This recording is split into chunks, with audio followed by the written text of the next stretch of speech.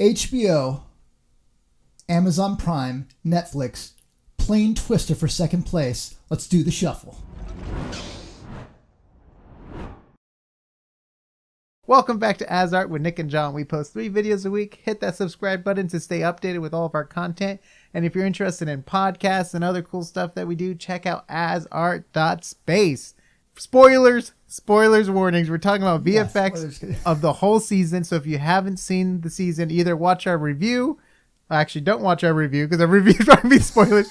Go to Amazon Prime, watch the show, and then come back and listen to how we break down the VFX. Yeah. So I just want to jump into the intro shot, the way we're introduced to the heroes. Classic hero stopping the car. Like, oh my gosh. Kind of cheesy, but fun. Like, you know what I mean? Like, it's fun because they're kind of like, you know, it makes sense. Like, after you watch the show, everything's almost staged. Like, they're like, oh, we have a robbery happening for you at 7:00. You're going to go stop. You know what I mean? It's like everything's so staged. So this is practically a movie set for them. And that's the fun, is we're going to focus most on the visual effects, but how the visual effects aid in the storytelling and kind of almost guiding you into understanding what this is all about is kind of one of the funnest parts. And one of the biggest compliments I can say about the visual effects in this show is that everything, even when they're relatively high in visual effects, they all are almost in some ways setting up a joke or a story beat. Like, they're never just having visual effects just to show visual effects. It's always setting something else up in the story, even if it's just like a fun little joke or something, or a little laugh here or some serious point. So it's all like getting at the core concept of the humor and the storytelling. Yes, it is. So yeah, let's talk about that first scene. So I thought it was cheesy at first until you get a little bit more into the first episode, and then you start realizing, oh, this is what they're shooting for and guiding you towards what's going on. So what did you think when you first saw that? And then, like, what did you think of the visual effects? Did you think right away, oh, this is great visual effects quality? Or, you know, I always think lasers are kind of corny. Lasers out of the eyes. Yeah, that's what I thought too. That's what I thought too. Yeah. Ever comes out right with lasers. It's just so not real. And, you know, I mean, I get like running fast because of like motion blur and like and even like stopping a car. But even like her stance, it's funny because like someone did like a breakdown of the shot. Even her stance isn't even like a real like a power stance. Like, you would think like the way someone would actually stop a car. It was kind of weird. Like, her shoulders went in and everything. Like, I don't know. Yeah. You would think it would be more like you would almost put your elbows and back into it. You know what I mean? Like a force to stop it. But I don't know. I mean, it makes sense though, because the car basically drove into a giant pillar. But it was fun looking at the breakdowns for those shots too, because you could take guesses on how they did some of the stuff, but just seeing exactly how they did it and seeing the composites when they're doing all the wipes, and you actually see, okay, here's the raw render. Well, actually, one of my favorite ones are, here's the live action, here's them doing a digital double just to capture the lighting. Here's the roto to layer the things in there even more, and then you see everything spliced together with it laid on there. It's really, really fun. Oh, totally. And you know what's so funny? It's a dude's body for 3D, no matter who it is. Did you notice that? No, I didn't. I just thought even the faces, it's just like, oh, we have a generic body. You know what I mean? Because it really doesn't matter, I guess, because it's not like they're doing detailed anything. But I just thought it was funny to see like a dude's body on top of him. Like, I think even for the Starlight one, I think it's just a dude's body that they just kind of do the motion tracking with, or the. Would it be motion track? I guess it would just be animating the same movement, so it's in the 3D environment. So if anything needs to collide with it. Well, in programs like PF Track, and you can't do this in Nuke. You can 3D track in Nuke, but you can't object track. So object tracking is when you actually take a model. Say you were trying to match the geometry, the 3D geometry, with a real briefcase in a scene. You would just make a rectangle with the exact same dimensions. You would tell the camera, okay, this is the focal length and this is the type of lens on there, and then you basically line up the geometry and it figures out where it is in space based on the camera parameters that you fed it. And so that can speed up things a lot. So for instance, when they do a lot of shows where you have like a talking animal, they'll just do the lower jaw and that'll be a 3D model, and then they'll go ahead and animate it that way. It's kind of like a flap. So it used to be it used to be kind of referred to as matchimation, when you had to hand animate it and do it like by keyframes and try and get it to match. But now with object tracking, it takes some of the kind of laborious nature of that out, but it still takes a lot of work for sure. And in certain cases, you have to hand animate it just because, like, one of my friends, she was working Industrial Light and Magic on the Pirates of the Caribbean film. And she's like, yeah, I need to object track a rowboat in the ocean with all the waves coming up. I'm like, oh, that sounds pretty rough because there's no uniform motion to it. It's all, it's buoyant and bouncing. I'm like, that sounds pretty rough. She's like, thank you. Yeah. It's like yeah, when you do funny. roto too for certain things. It's just like like hair or like the. So what we're meaning is if you're keyframing. So if you have, let's just go back to the briefcase example. If someone's picking up a briefcase and they start walking with it, you set a keyframe where the movement changes significantly, or the angle changes significantly. So when it's on the ground, not moving, you set a keyframe. Yeah. When they're picking it up, when they're into their acceleration, you set another keyframe, and then when they decelerate. So you only set more it of the key poses. You know what I mean? Because then the computer will. Oh, you're frame by frame at that point, and it's not fun. Yes, exactly. Yeah. Not fun. Not fun at all. But okay, so. There's some other stuff we're gonna break down, but let's talk about some of the VFX breakdowns we saw first, and then we can give our guests to other things. Which I thought it was so clever for story, or I guess for costume design, to give the stretch guy cut sleeves. Think about how much that saves you with anime. Like you just the whole cut sleeves, the cutoff point for the roto where you can put the fake arm.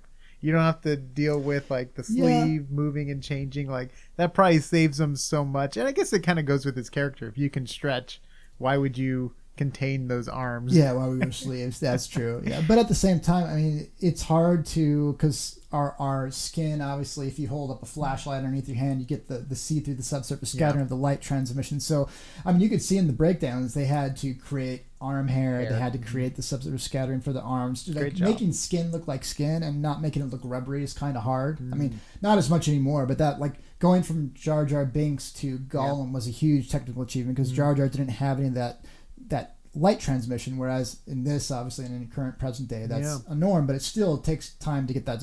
And a lot of times, if you think about, so I remember one of the first movies I saw a breakdown that showed this, the old Fantastic Four, I think it was the guy that plays Captain America was Flame. He goes flame on and he snaps his fingers and you see the bones in between his fingers because the flame's lighting through with that subsurface scattering. So they had to create actual bones in there to block the transmission of the light. So it depends on how deep you want to go and how focused they are. They didn't really have it that crazy in these shots, but that just goes to show you have to consider what would you actually see. You mentioned that movie and Mr. Fantastic stretches. Did he ever stretch without his suit? I can't remember if we ever saw like human arm stretch. Oh, that's interesting. If not, I'm gonna see if I could maybe find something and we'll throw it in because it'll be cool to just kind of compare the differences between 12, 15 years, maybe even 20 years. I don't know. That movie's pretty old, huh? And then there was that newer Fantastic Four movie as well that I don't think did very well. It had some cool effects in it, and it was darker, I kind of felt bad that it did.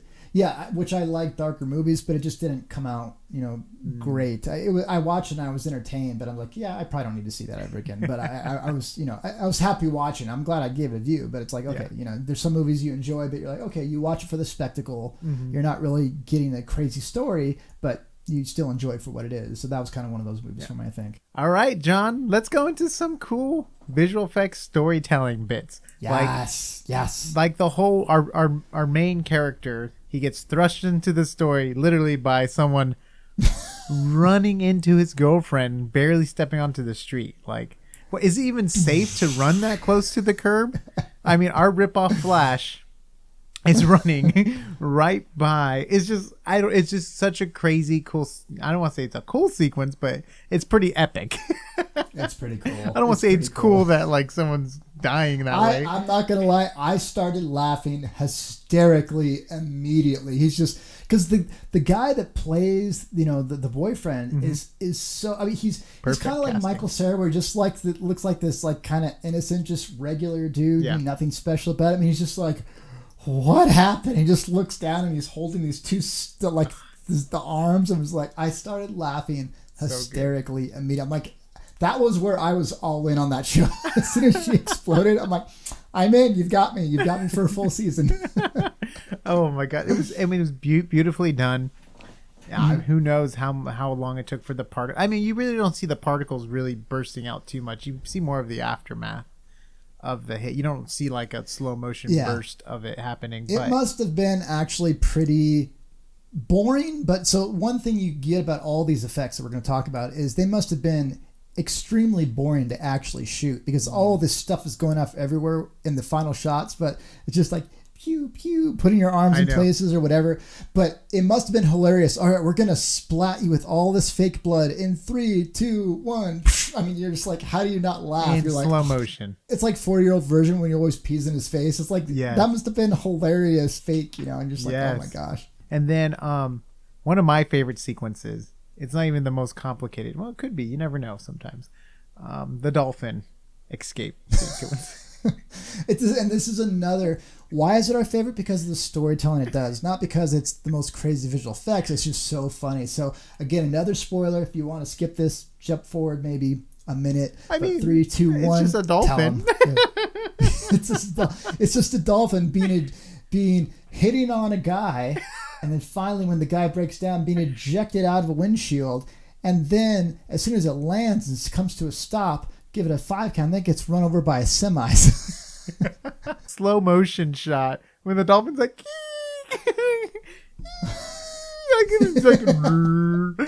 Nick's so happy. He would make a good dolphin, wouldn't he? Should we eject him out of the front of a vehicle so he can see it for reference? Like, let's see how it goes. Let's go through the windshield. I'm having. I can't do a dolphin laugh. I wish I could.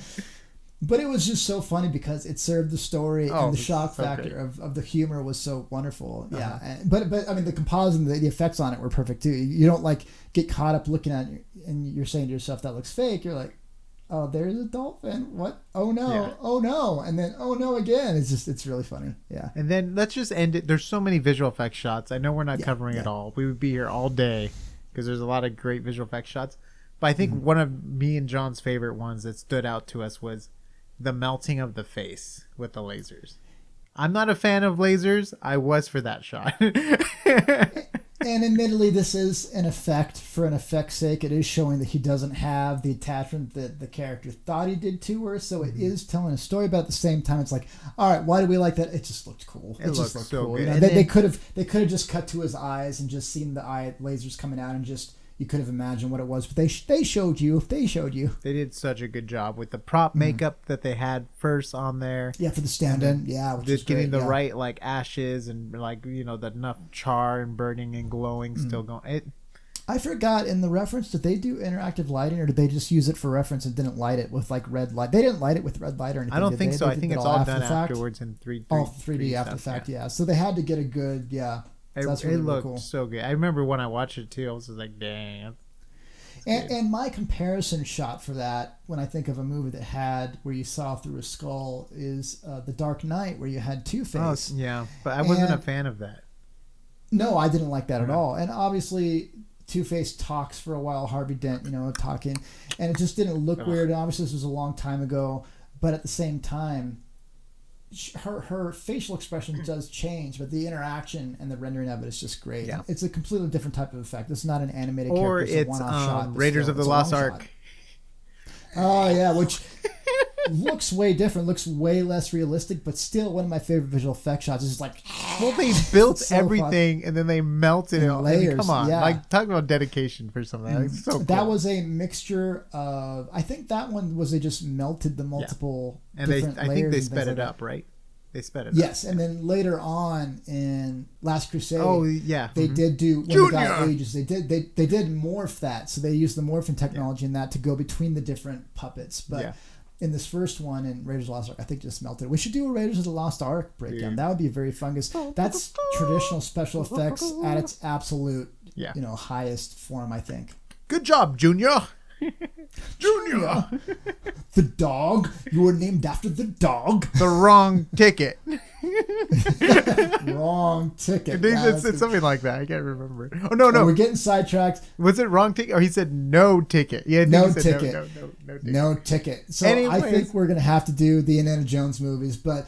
The Boys, I'm a huge fan. Nick worked on me for like 6 months plus trying to get me to watch this series because I don't know why. The Boys, just the title of The Boys, I thought of The Lost Boys. I don't know why. It's going to be a teenage vampire movie. I don't know why, but man, what a fun series. I can't wait for season 2 coming up now. Yeah. If you guys like this, we cover a lot of shows and also movies, VFX breakdowns. We went through every single Harry Potter. We even broke down Parasite, which was cool because it's not even like a visual effects heavy one. And then one of my favorite ones, which we want to go and watch the movie. We only judged it on trailers and stuff. Was Call of the Wild. Super fun to be able to watch it and just poke fun at it. But trailers, especially when that one came out, usually they're improved by the time the full movie comes out. And then sometimes they work on it an extra amount of time, even after it's out of theaters, because they know they're going to do a home release and they want it to hold up on disc where you can pause it. Yeah. So it could have gotten multiple iterations better by that time. And now you have movies like Cats where they're actually doing updates while it's still in theaters. So now you have no idea what the limit is. So really, really fun stuff. At some point, are we going to see on Amazon Prime and Netflix things like that where they release updated versions that are online after the release to home video? That's a possibility as well. I mean, I don't know, because all they have to do is swap out the video file on their servers and then it just can send to wherever. So that's an interesting concept as well. So anyway, guys, check out AsArt.space for all the audio and video links. Let us know in the comments what you thought about The Boys. Have you seen it? Are you looking forward to season 2? Again, if you haven't seen it, it's a really fun kind of sleeper. Well, actually, I thought it was just some random thing, but it has a comic base, which always is impressive to me that the comics were out there. I had no idea. And then also that Amazon Prime has put out this hugely quality content I didn't know about. But Nick told me like this was actually a really big hit when it came out. So if you have other shows to suggest to us, we'd love that as well. But so far we've been going all Nick's recommendations and we're going to run out eventually. So Nick's the best. Yeah, Nick's the best. False. But yeah, we'll see you guys on the next AsArt.